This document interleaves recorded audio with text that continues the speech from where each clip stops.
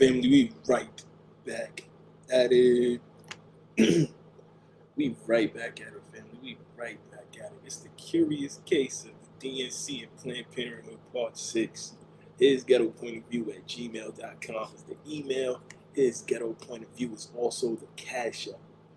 Love each and every one of you. So thankful to the Most High for all the blessings He keep pouring on you and your family. And always thankful for the blessings that the Most High keep bringing to me and my family. It's your boy Ghetto. This is Part 6. We gonna roll the tape. Let's get to it. Come on.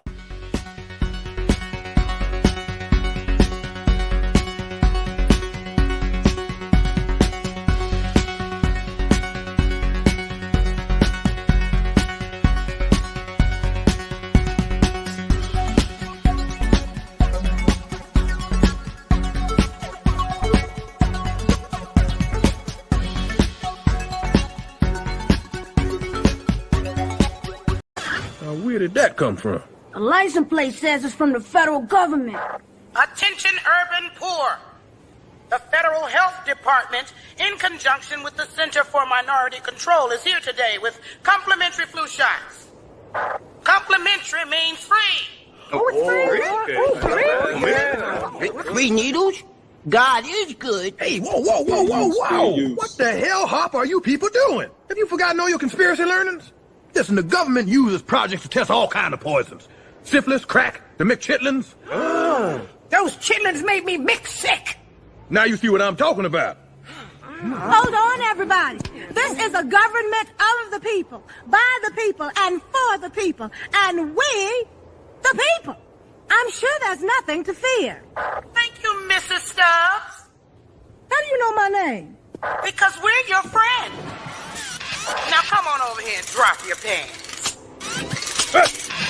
No, Muriel, it's a trick. It's just a flu shot. Don't listen to that fool. Aha!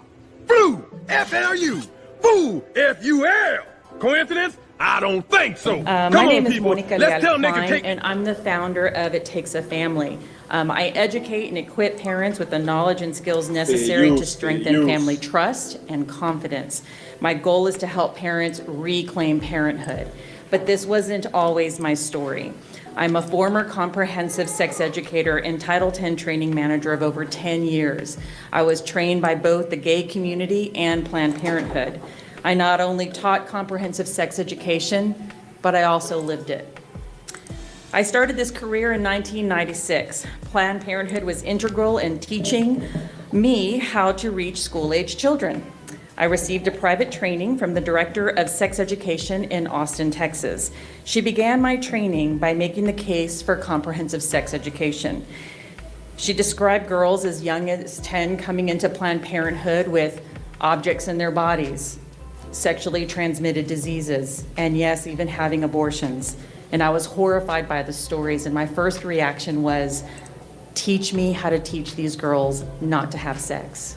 Seems like a reasonable reaction from an adult. Well, teaching you how to teach these 9 and 10-year-old girls to slow down and sit down on that hot pocket. No, we're not going to judge them like that. That would be judging them. We're not going to do that. We're going to teach them how to do it safe. And when they need us, then they can come to us.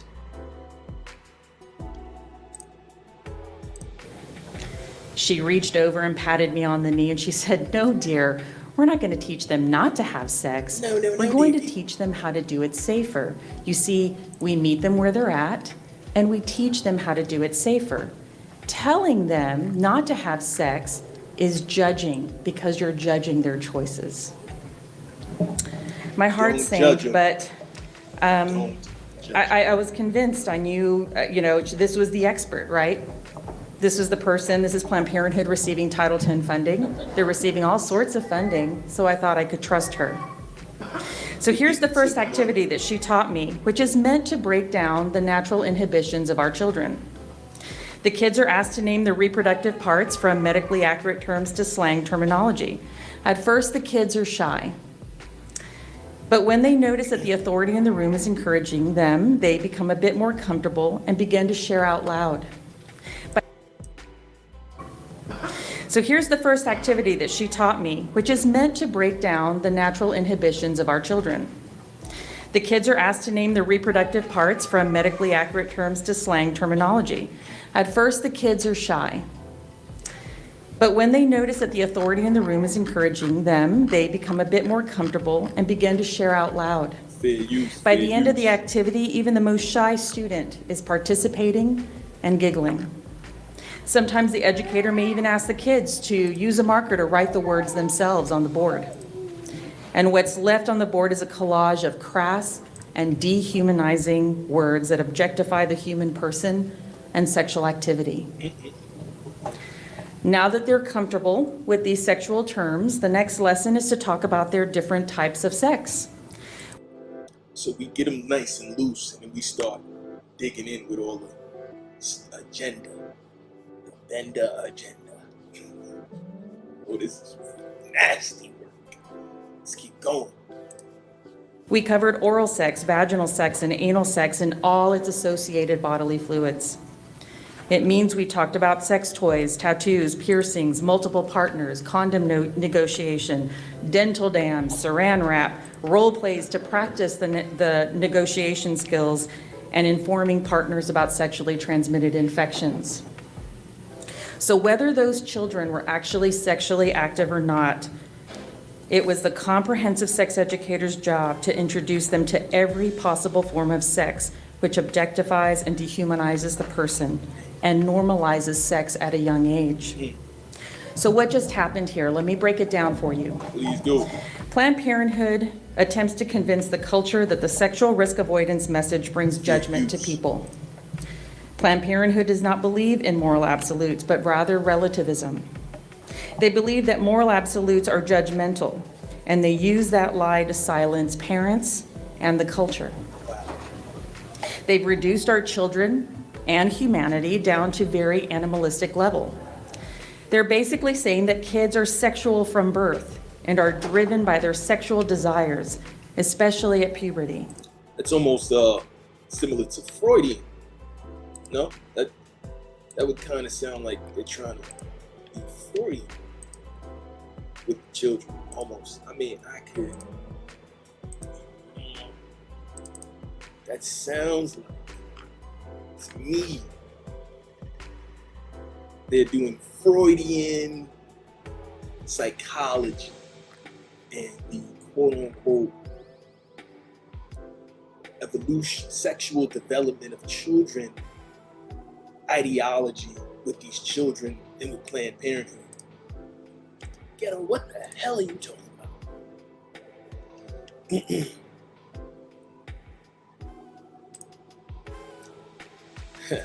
What am I talking about? Indeed, what am I talking about? Let's dig in. Freud's Stages of Psychosexual Development by Kendra Cherry, a very well article, which is a mental health therapy psychology website in line with Psychology Today, etc.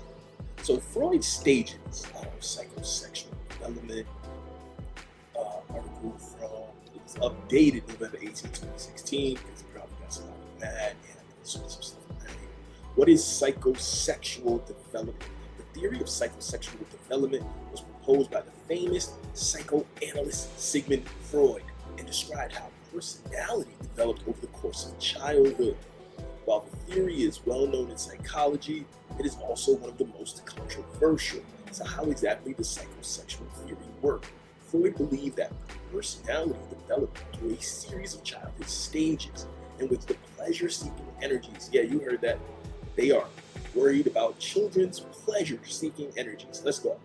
Pleasure-seeking energies of the child become focused on certain erogenous areas. They worried about children's erogenous zones, guys. We gonna keep going. This psychosexual energy, or libido, was described as the driving force behind behaving. So they are saying that the child's libido was the driving force behind its developmental stages, even as a newborn baby. That sounds completely reasonable, right? I mean, that sounds completely reasonable. Let's keep going. The psychoanalytic theory suggests that personality is most established by the age of 5. Early experiences, play a large role in the personality development and continue to influence behavior later in life. So what happens during each stage? What if a person fails to progress through a stage completely and favorably?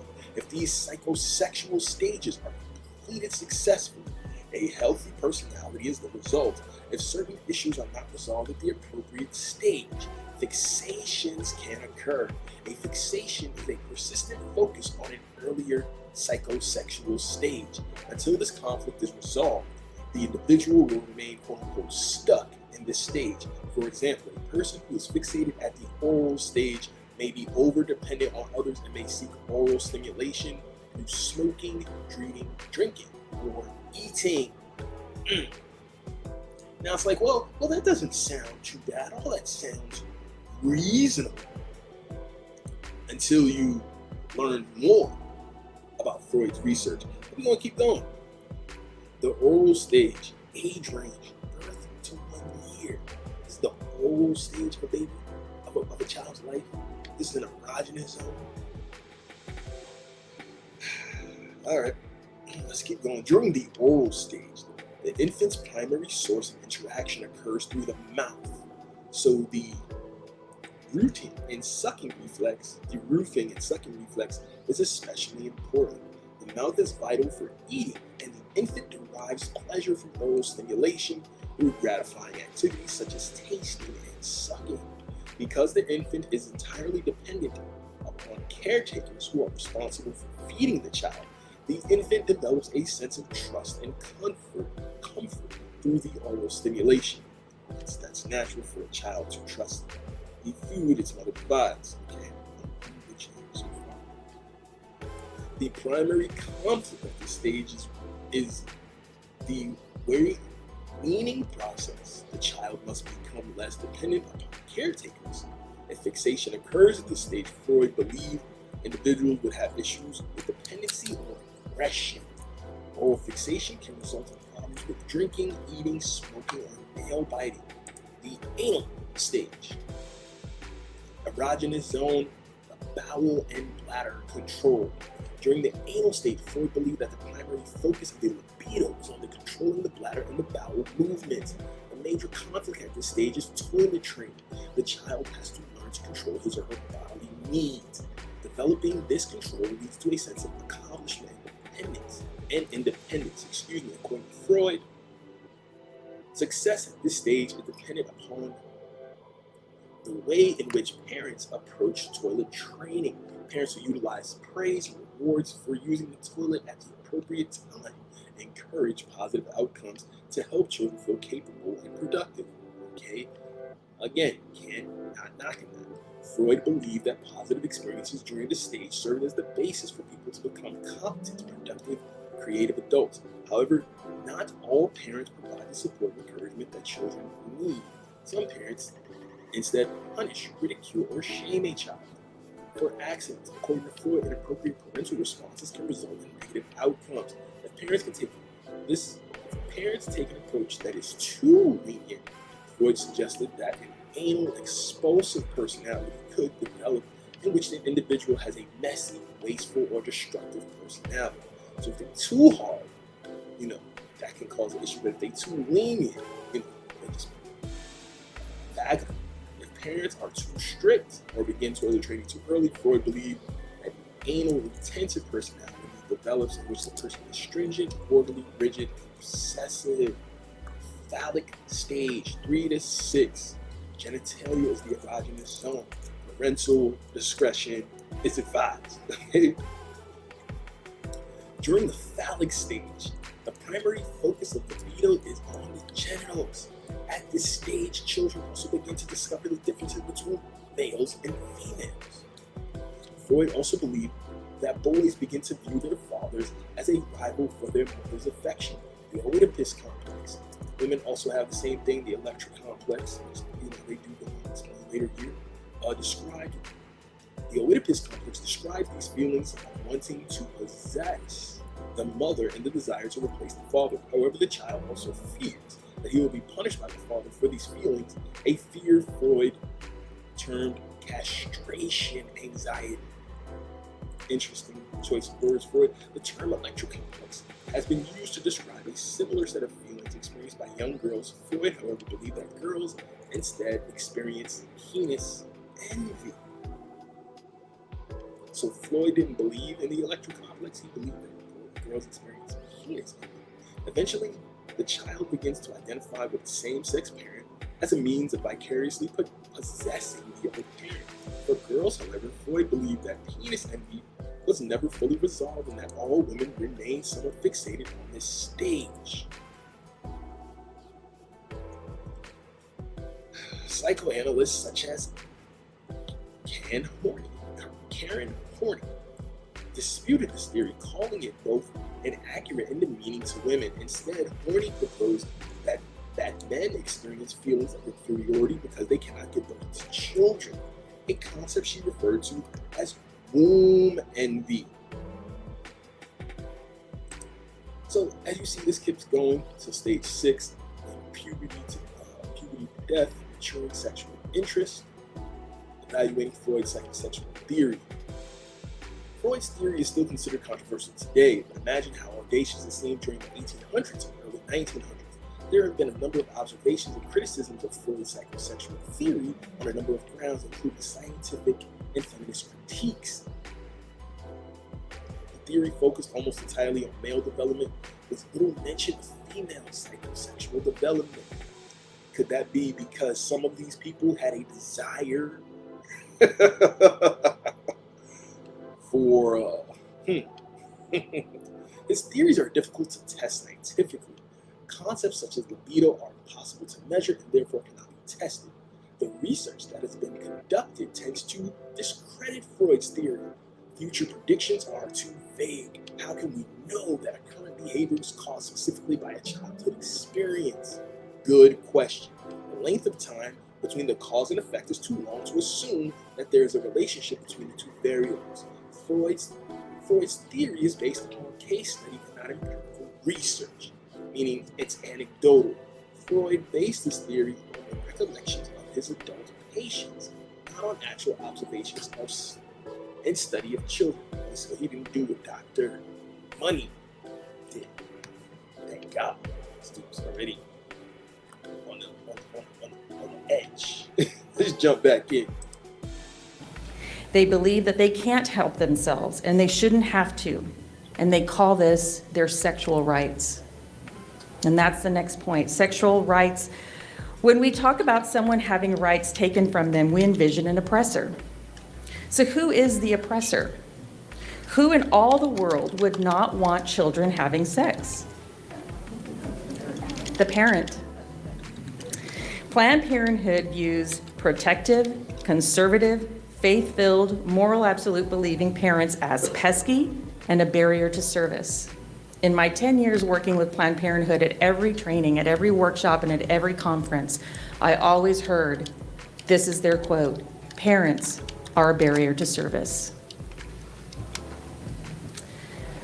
Planned Parenthood endears themselves to youth and attempts to replace the parent using secrets, or as the CDC calls it, privacy and confidentiality. Point number 4, grooming and sexual abuse. The activity used to break down inhibitions is very much like grooming for sexual abuse. It is a slow progression of getting children comfortable with talking about sexually explicit topics with adults who are not their parents. You heard what she said. Parents are a barrier to service. Parents are a barrier to service. Get the parents out of here. We can't have them around while we're trying to talk to these kids. Would not want children having sex. The parent. Planned Parenthood views protective, conservative, faith-filled, moral absolute believing parents as pesky and a barrier to service. In my 10 years working with Planned Parenthood, at every training, at every workshop, and at every conference, I always heard, this is their quote, "Parents are a barrier to service." Planned Parenthood endears themselves to youth and attempts to replace the parent using secrets, or as the CDC calls it, privacy and confidentiality. Point number 4, grooming and sexual abuse. The activity used to break down inhibitions is very much like grooming for sexual abuse. It is a slow progression of getting children comfortable with talking about sexually explicit topics with adults who are not their parents. Basically, comprehensive sex education breaks down inhibitions and prepares children for sexual activity and sexual discussions. My belief is that this type of education normalizes sexually explicit conversations with adults who are not their parents, placing these children at risk of being coerced by sexual predators in person and online, because it's become normalized. The last step is to promote the use of condoms, lubrication, testing, treatment, and abortion. You see, when Planned Parenthood teaches children to objectify themselves and the sexual act, then it's just a natural next step to then objectify and dehumanize the unborn child. Then that cycle can start all over again. And that is the great hope of Planned Parenthood. Sexual freedom is promoted by them, by SIECUS, by advocates for youth, and they are using comprehensive sex education to change the sexual attitudes of a whole generation of children so that they'll treat sex as an object, as a material thing to gain pleasure, all the while putting themselves at risk of pregnancies and disease. Planned Parenthood asked me to fill in for them at an alternative school in East Austin. They were considered high-risk youth. They were the ages of 13, 14-year-old boys and girls. I was teaching them HIV prevention, and normally when I would walk into the classroom, I'd write all the forms of sex on this side of the board and all the bodily fluids on this side. So I had oral sex, vaginal sex, anal sex listed here, blood, semen, vaginal secretions on the other side, and I started the conversation. A young girl raised her hand and asked a question, and I'll clean it up for you just a little bit. She said, "When I give boys oral sex, I gag. Can you teach me how to do it better?" When I give boys oral sex, I gag. Teach me how to do it better. Planned Parenthood asked me to fill in for them at an alternative school in East Austin. They were considered high-risk youth. They were the ages of 13, 14-year-old boys and girls. I was teaching them HIV prevention, and normally when I would walk into the classroom, I'd write all the forms of sex on this side of the board and all the bodily fluids on this side. So I had oral sex, vaginal sex, anal sex listed here, blood, semen, vaginal secretions on the other side, and I started the conversation. A young girl raised her hand and asked a question, and I'll clean it up for you just a little bit. She said, "When I give boys oral sex, I gag. Can you teach me how to do it better?" I had the same reaction as you did. I decided to Planned Parenthood asked me to fill in for them at an alternative school in East Austin. They were considered high-risk youth. They were the ages of 13, 14-year-old boys and girls. I was teaching them HIV prevention, and normally when I would walk into the classroom, I'd write all the forms of sex on this side of the board and all the bodily fluids on this side. So I had oral sex, vaginal sex, anal sex listed here, blood, semen, vaginal secretions on the other side, and I started the conversation. A young girl raised her hand and asked a question, and I'll clean it up for you just a little bit. She said, "When I give boys oral sex, I gag. Can you teach me how to do it better?" I had the same reaction as you did. I decided to reflect that question back to her. And I said, "It sounds that when you're involved in this activity, you have this reaction and you don't like it." She said, "That's right, I don't like it. But if you teach me how to do it better, maybe I will." So I simply said, "Have you ever considered just not doing the activity that you don't like?" And she stared at me, a little dumbfounded. And all the kids turned in their chairs and looked at me with the same look on their face. And I realized I had said something they'd never heard of. And I said, guys, do you realize that you don't have to have sex? Do you realize that you don't have to have anal sex, oral sex, or vaginal sex? And if you don't, then you won't come into contact with any of these bodily fluids, and you won't be concerned about sexually transmitted diseases, and you won't be concerned about pregnancy. And the same little girl raised her hand and said, ma'am, no one's ever told us that.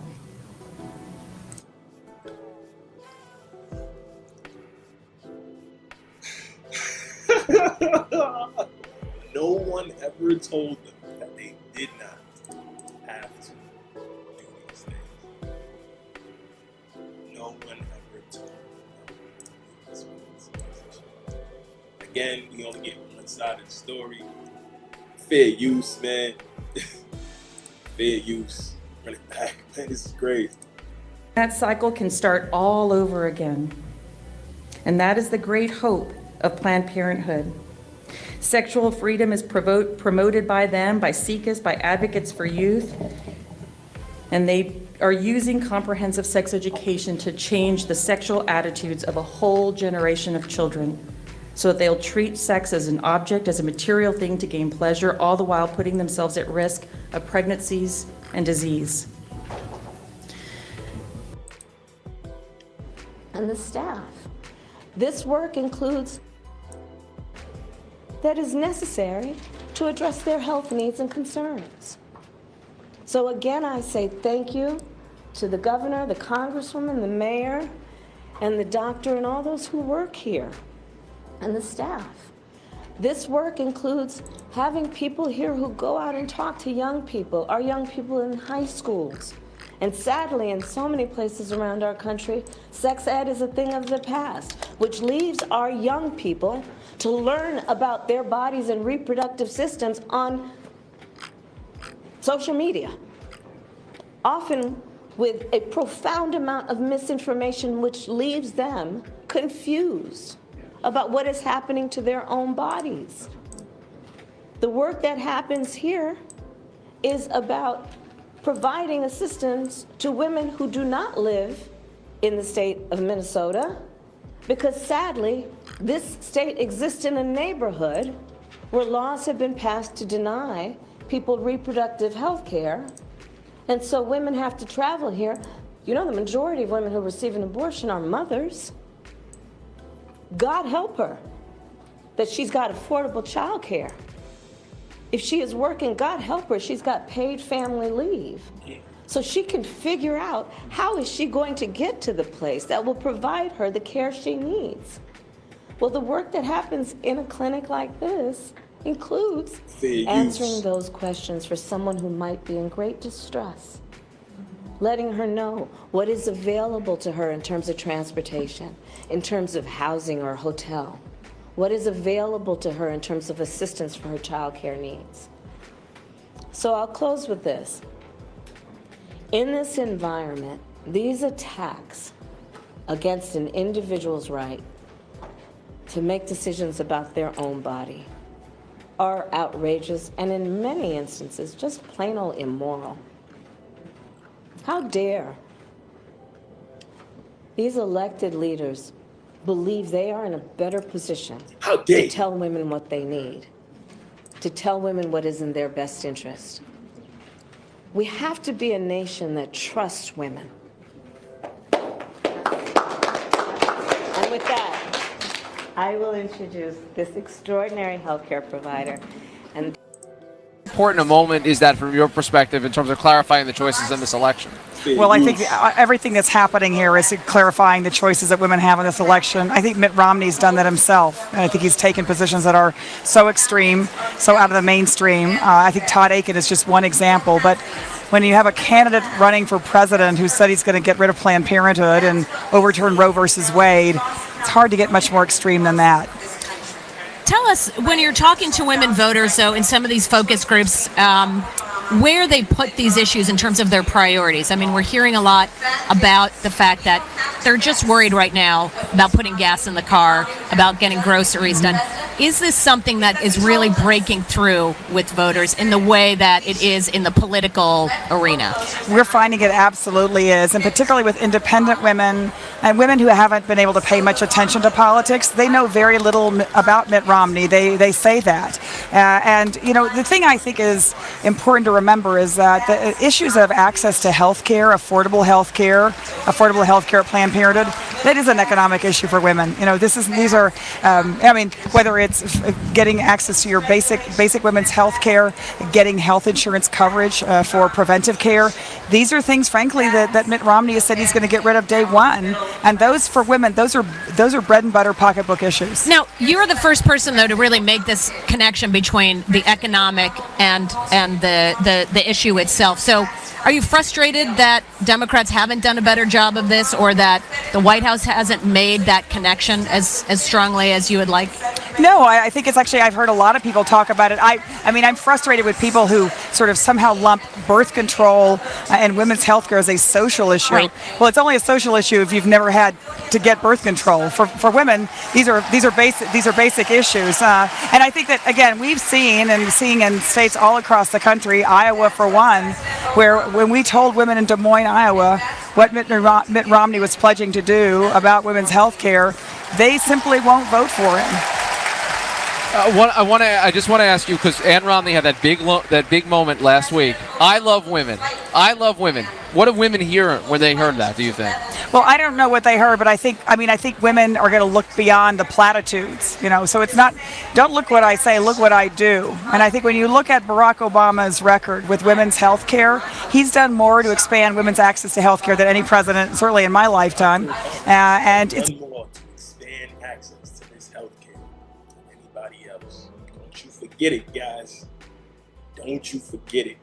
going to mean a difference for millions of women across America. And I think women are just beginning to focus on this election. I think it's going to be really important.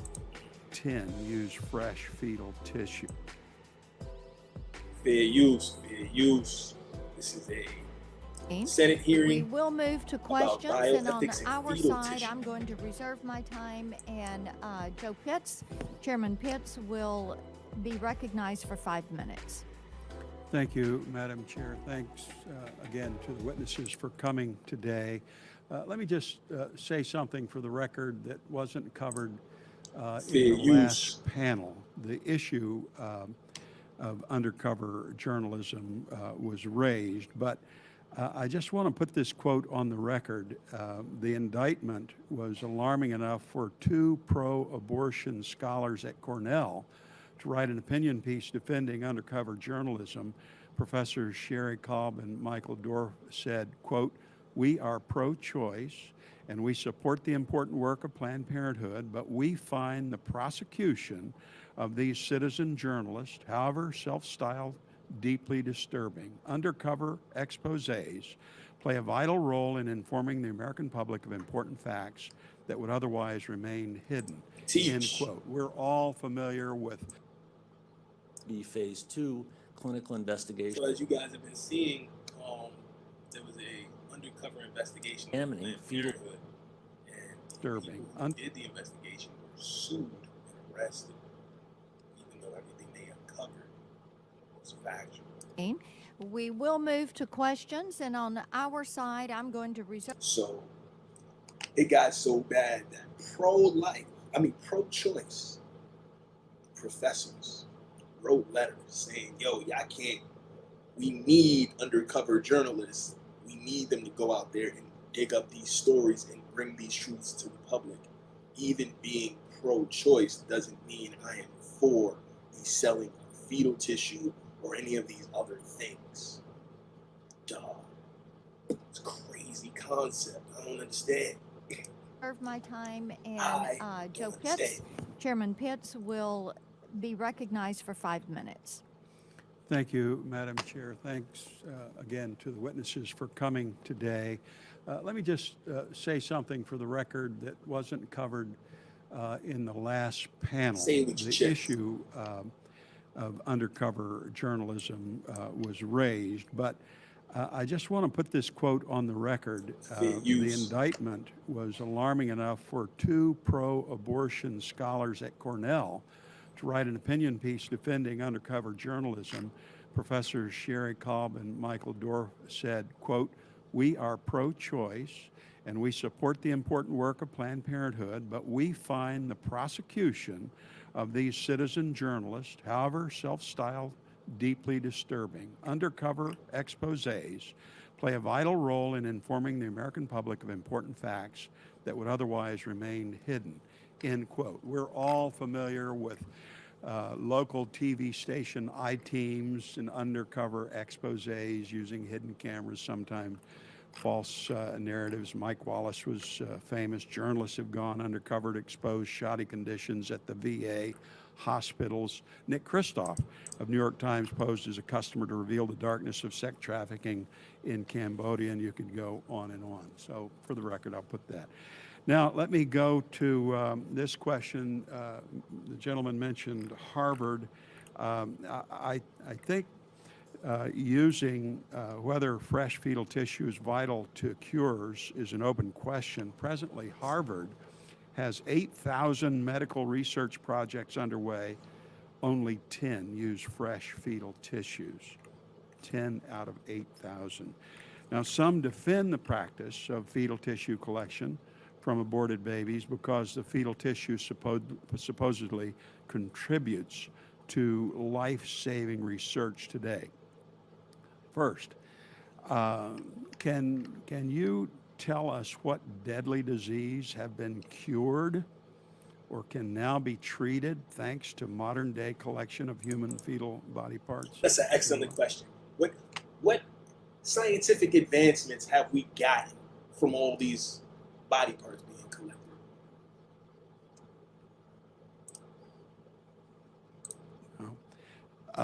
And I think secondly, I'm sorry. I would like to respond because Yeah, I think the case of vaccines is appropriate. The fact is that's how those vaccines were developed. Which vaccines? Polio and the other long list that Professor Charo gave us. And it's so easy to look in the rearview mirror at research and say, well, now that not only polio, but some may not be aware that they say that lung fetal tissue from babies was used allegedly in the mRNA jibbity jabbity vaccine. Let's keep going. we know everything we know, it would have been so much easier to do it a different way. You didn't have to do it this way. But the fact is, as you well know, research is a slow, tough enterprise. Yeah, reclaiming my time. The simple fact that the vaccine for polio was developed using monkey tissue, not human fetal tissue. Let me go on to my question. Oh, he smacked him in the face. He said, we used human tissue to make the polio vaccine. He said, no, they didn't lying so we used monkey tissue for that. Shut up! You liar! Kick his ass, sir. Kick his ass. Let's go. Mr. Pitts, Pennsylvania. Kick his ass in the Pitts. And it has to do with conflict of interest. Suppose a tissue procurement business makes financial contributions to an abortion clinic from which the company harvests tissue. What ethical issues exist if the clinic notifies the company in advance that the clinic has particular abortions scheduled that would be good for acquiring particular organs or tissue? That is another excellent question. Let's say buyer A, who wants to buy fetal tissue, donates to my clinic. Is there an ethical issue if I then call buyer A and say, hey, buyer A, I'm going to be having such and so available. Once I get through these next sets of procedures, just in case you were in the market for a few of those, does that create an ethical issue for a place that says they are in the business of giving women reproductive rights? Get up. How dare you make such an accusation? Let's keep going. To life-saving research today. First, can you tell us what deadly disease have been cured or can now be treated thanks to modern day collection of human fetal body parts? Anyone? No. And I think secondly, I'm sorry. I would like to respond because Yeah, I think the case of vaccines is appropriate. The fact is that's how those vaccines were developed. Which vaccines? Polio and the other long list that Professor Charo gave us. And it's Polio so and easy to long look list. in the rearview mirror at research and say, well, now that we know everything we know, it would have been so much easier to do it a different way. You didn't have to do it this way. But the fact is, as you well know, research is a slow, tough enterprise. Yeah, reclaiming my time. The simple fact that the vaccine for polio was developed using monkey tissue, not human fetal tissue. Let me go on to my question, and it has to do with conflict of interest. Suppose a tissue procurement business makes financial contributions to an abortion clinic from which the company harvests tissue. What ethical issues exist if the clinic notifies the company in advance that the clinic has particular abortions scheduled that would be good for acquiring particular organs or tissue? Dr. Lee.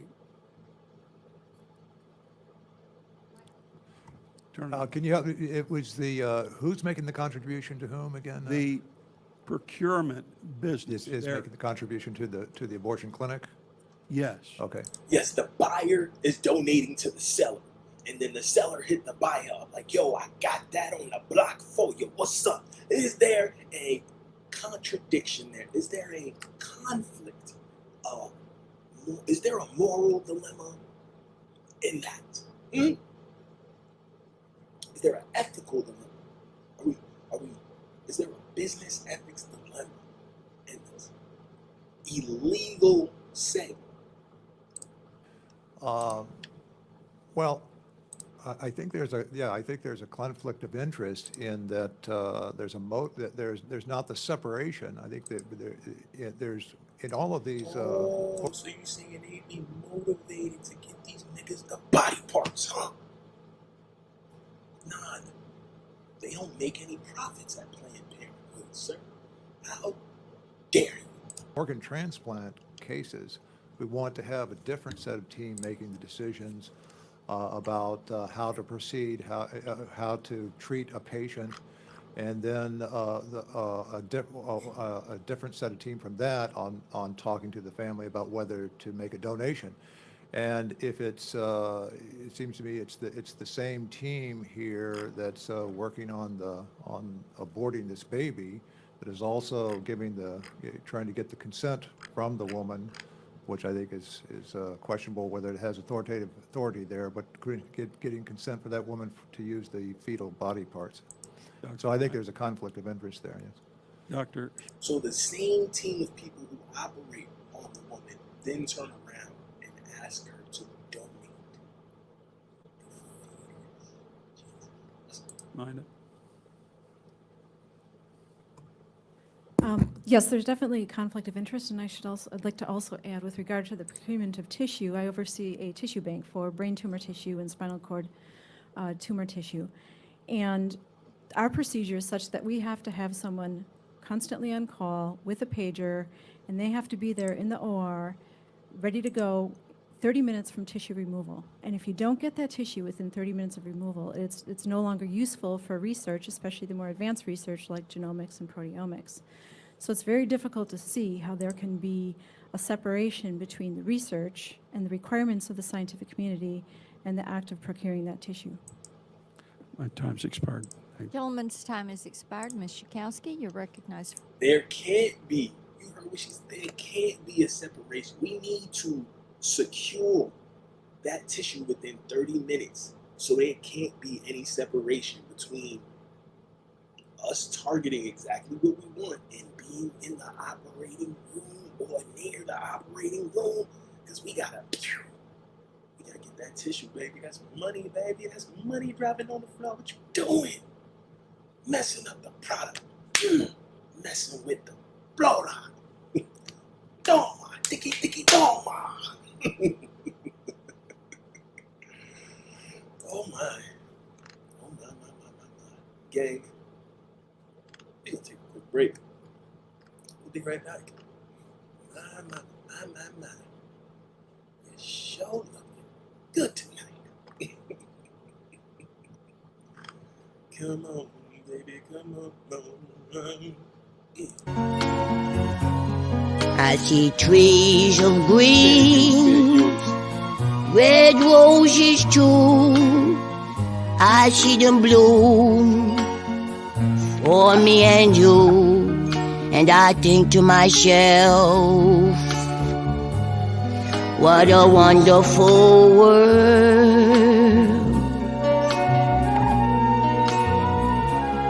At the skies are blue and clouds of white, the bright blessed day, the dark sacred night.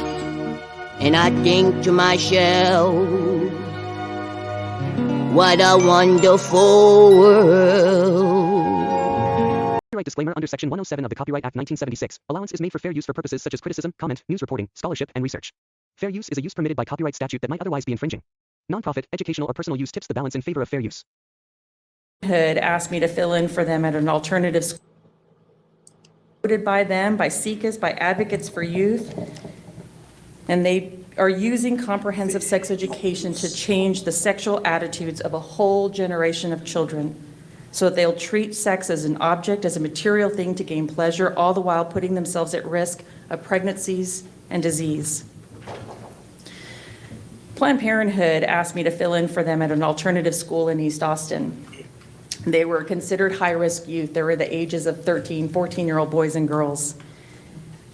I was teaching them HIV prevention, and normally when I would walk into the classroom, I'd write all the forms of sex on this side of the board and all the bodily fluids on this side. So I had oral sex, vaginal sex, anal sex listed here, blood, semen, vaginal secretions on the other side, and I started the conversation. A young girl raised her hand and asked a question, and I'll clean it up for you just a little bit. She said, when I give boys oral sex, I gag. Can you teach me how to do it better? I had the same reaction as you did. I decided to reflect that question back to her. And I said, it sounds that when you're involved in this activity, you have this reaction and you don't like it. She said, that's right, I don't like it. But if you teach me how to do it better, maybe I will. So I simply said, have you ever considered just not doing the activity that you don't like? And she stared at me, a little dumbfounded. And all the kids turned in their chairs and looked at me with the same look on their face. And I realized I had said something they'd never heard of. What you talking about, Willis? And I said, guys, do you realize that you don't have to have sex? Do you realize that you don't have to have anal sex, oral sex, or vaginal sex? And if you don't, then you won't come into contact with any of these bodily fluids, and you won't be concerned about sexually transmitted disease. You sound crazy, lady. And you won't be concerned about pregnancy. And the same little girl raised her hand and said, ma'am, no one's ever told us that. No one, not their parents, not the community, and especially not all of us outreach workers working together in that community, knocking on doors and passing out condoms. Next thing I know, these kids start talking about ways that they can avoid having sex. And I thought, as a risk reduction educator, I lost control of the room. But I was okay with that because these kids were coming up with some amazing ideas. They thought, you know, one boy said, hey, we can go to the park and play basketball. And the same girl who asked the question said, I'm better at basketball than you are. I'll beat you. And he said, that's okay. I still want to play. Another girl said, there's free movies at the community center and they have free snacks. We could just watch movies. They were huddled together thinking of ways how they could avoid having sex, because when I told them not to do what they don't like doing, obviously they didn't like doing this. They were so young. It was not natural for them. They were so young. It wasn't natural for them. No one told them in all of this sexual education that you don't have to do this, is what she's saying she's hearing from the children. Let's keep going. About ways that they can avoid having sex. And I thought, as a risk reduction educator, I lost control of the room. But I was okay with that because these kids were coming up with some amazing ideas. They thought, you know, one boy said, hey, we can go to the park and play basketball. And the same girl who asked the question said, I'm better at basketball than you are. I'll beat you. And he said, that's okay. I still want to play. Another girl said, there's free movies at the community center and they have free snacks. We could just watch movies. They were huddled together thinking of ways how they could avoid having sex, because when I told them not to do what they don't like doing, obviously they didn't like doing this. They were so young. It was not natural for them.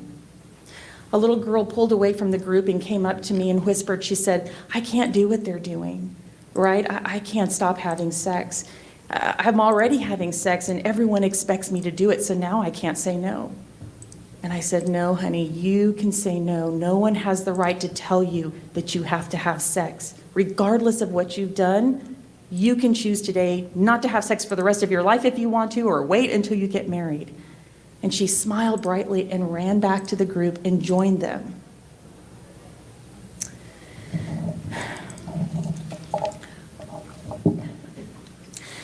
Really, the point that I want to make about that story is how much these children really want truth.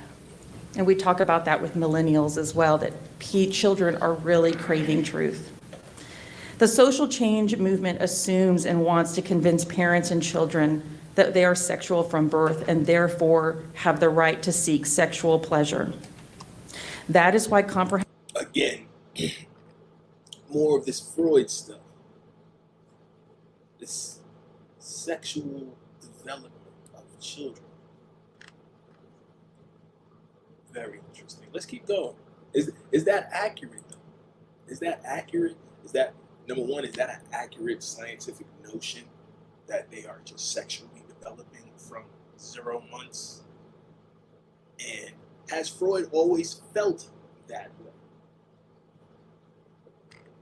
Some would argue that Freud only changed his perception to that to gain favor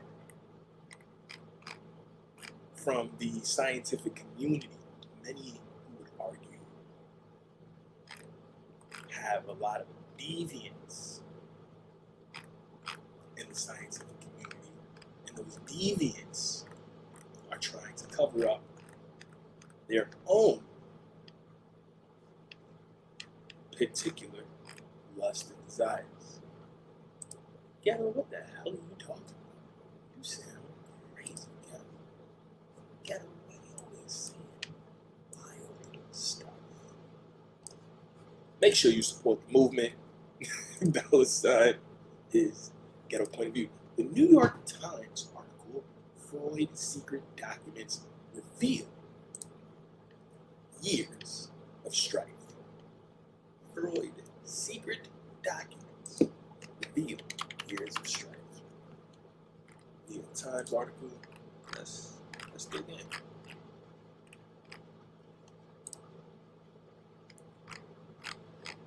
Oh man, this is my page. This is what they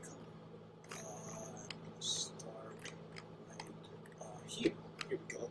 Freud wrote in another newly disclosed letter, unfortunately, my own father was one of these perverts and is responsible for the hysteria of my brother, all of whose symptoms are identifications, and those of several younger sisters. And in a hint of the reversal to come, he added, the frequency of the circumstances often make me wonder. So Freud's own father was being a deviant with his siblings. Doesn't really say if he was with himself, but you know, he is a part of the company he keeps, so to speak. So it wouldn't be too crazy.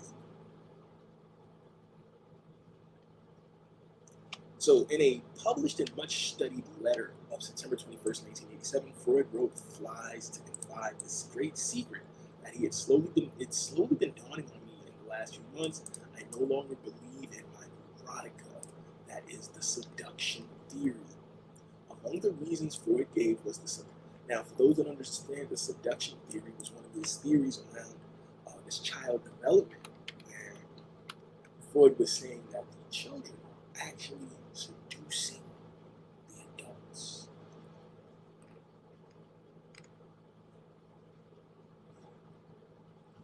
Among the reasons Freud gave was the surprise that in all cases the father was not excluding my own, had to be accused of being perverse, the realization of the unexpected frequency of hysteria with precisely the same conditions prevailing in each, whereas surely such widespread perversions against children are not very probable.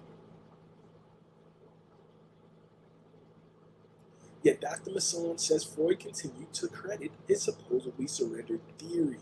Now, Dr. Jeffrey Masson, for those that don't know, was a scholar who got to study all of Freud's work, even worked along with Freud, worked with Freud's wife, worked with part of the Freud Foundation, learned German, so he could really dig deep into Freud's diaries and earlier work, and what he found was astounding. In an unpublished letter of December 12, 1887, Freud wrote, "My confidence in the father etiology has risen greatly. Now, from results reported in an analysis conducted by Emma Eckstein, an earlier Freud patient who was now evidently practicing psychoanalysis on her own." So essentially, he was saying that it had the fathers were doing something inappropriate, and that was causing these problems. Here we go, continuing on. Freud wrote in an unpublished letter, April 1898, initially I defined the etiology too narrowly. The share of fantasy in it is far greater than I had thought in the beginning, but in the same letters he speaks of a case and says, I doubt the father is innocent in this case too. In another unpublished letter, September 24th, 19, Freud wrote, I must after all take an interest in sexuality, which one learns about only with great difficulty. Dr. Masson in his book theorized that Freud's turnabout may have had to do with such personal factors as his ostracism by colleagues or desire to protect Fleece, his mentor, who got in a lot of trouble with a lot of kids. Dr. Masson deduces from the writings of Fleece's son, Robert, also an analyst, that the elder Fleece may have himself been perverse and sexually abused his children. Guys, there is a lot of evidence that a lot of these psychoanalysts, a lot of these psychologists, a lot of these people in these fields pushed Freud to say that it was the children's desire to do these things, and children were sexual from birth, to cover what they had going on in child psychology for the world. Thus, Dr. Masson, Jeffrey Masson, suggests Freud was confiding one of his greatest discoveries to the one who may have been most threatened by them. Events toward the end of Freud's life provided unusual postscript, letters that Dr. Masson says he found in Freud's desk in Maresfield Gardens in London.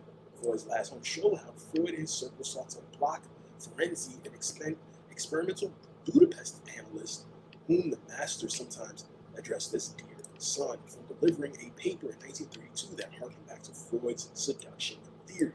Ferenczi experiments, increasingly controversial from among his Freudian colleagues, involved kissing and other physical contact with his patients in efforts, he said, to create a loving atmosphere for the analysis. This is what they're doing to their patients that they're trying to help. Kissing and other physical contact. This is no different than what Dr. Money did to those boys. Turned one boy into a girl and made them be intimate with one another. The boy ended up committing suicide from what Dr. Money did. Gang, we only cracking the surface. Make sure you tap in hisghettopointofview@gmail.com. Hisghettopointofview@gmail.com. We got more, family. We got heat. Let me know how my sound is. We gonna get right back to this, man. We gonna get right back to this. Peace and love to the tribe. Always thankful to the blessing the Most High brings to your family and your life and so forever by all the blessings that continue to fall on me, my family. Peace and love, gang. We'll be right back. Part 7. We ain't playing with it. We ain't playing with it.